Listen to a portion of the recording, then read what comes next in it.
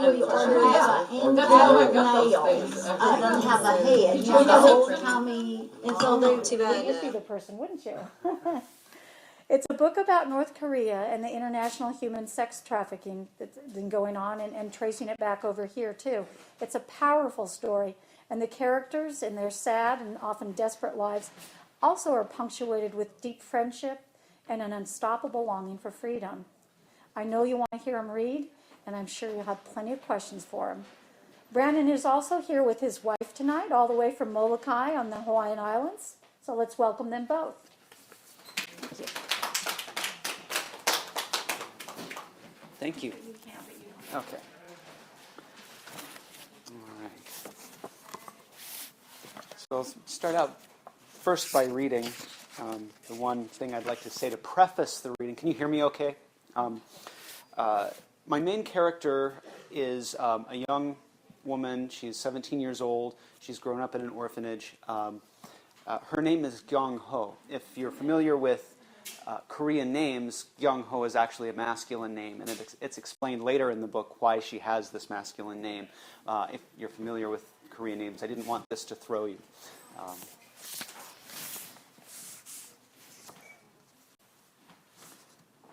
Jongho fed another pant leg into a powerful old cast-iron machine, counting the stitches as she ran a perfect inseam. She watched intently as the needle danced across the rough fabric, plunging in and out of the cloth with methodic violence. She was amazed the fabric did not bleed.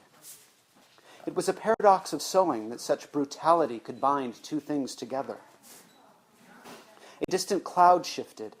Jongho felt grateful for the light because of its illusion of warmth. She could still see her breath, and her dry fingers ached. The factory was a cold, concrete cavern full of fabric scraps and echoes, a container for damp and chilly air. She glanced up only momentarily. The great leader Kim Il-sung and his son, the dear leader Kim Jong-il, looked down on her from behind their golden frames.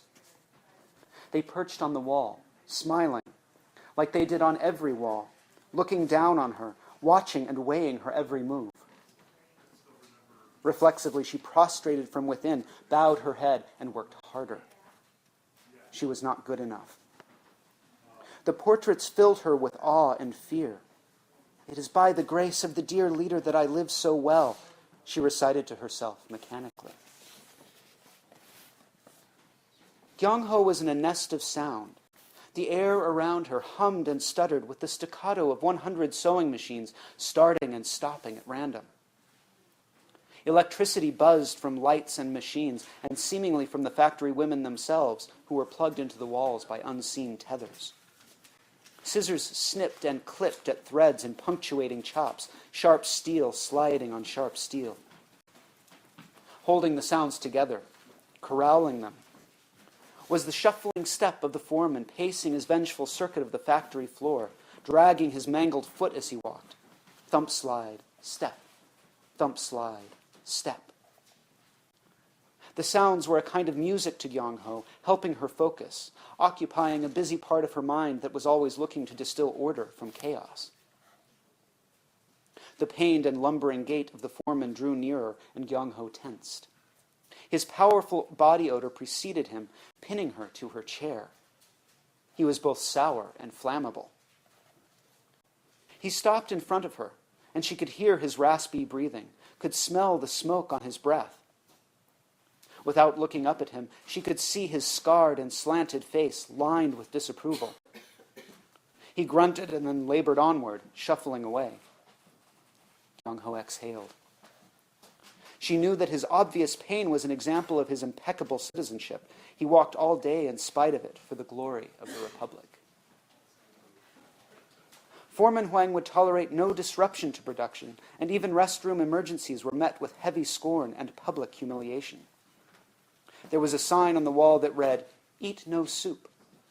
It was a campaign designed to increase production by curbing restroom visits. Unfortunately for Jongho, thin soup had been the only food available that morning at the orphanage. She had tried not to eat too much of it, but she had been hungry. So she danced around her straining bladder, working her hips back and forth in coordination with her sewing. She worked in rhythm, fast and precise, feeding legs and waists and cuffs into her hungry machine as fast as it could chew them. She worked to outpace a memory that was pursuing her, reaching for her, breathing on her. She was afraid that if she slowed down for even a moment, it might catch up with her, grasping the back of her neck with a black-gloved claw. It was a demon chasing her down a long corridor, his hard shoes echoing, his stride longer than hers. Leather hands grazing the little hairs on the back of her neck as they snatched for her, always catching up with her. She kept up a mental race in an effort to evade the memory, her mind in overdrive, to distraction.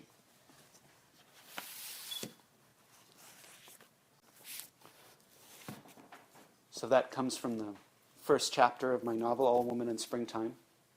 And I hope that you'll all ask a lot of questions along the way. It always helps to have dialogue. So I find that when I tell people that I've written a novel, they often ask, what's the book about? And what they normally mean is the plot, which, as the writer, what the book is about isn't really the plot. The plot is an extension of what the book is really about to me. But the plot can be summed up very simply by saying that it's the story of two North Korean orphan girls who are best friends, working in a factory, just basically crossing the boundary in their lives from from girlhood into womanhood, from being students to being professionals. But then they find themselves unwitting victims of a human trafficker. They find themselves tricked across the border into South Korea and then ultimately to the United States. And then from there, the path of healing. But what the book is really about to me, it's really about crossing boundaries of all kinds.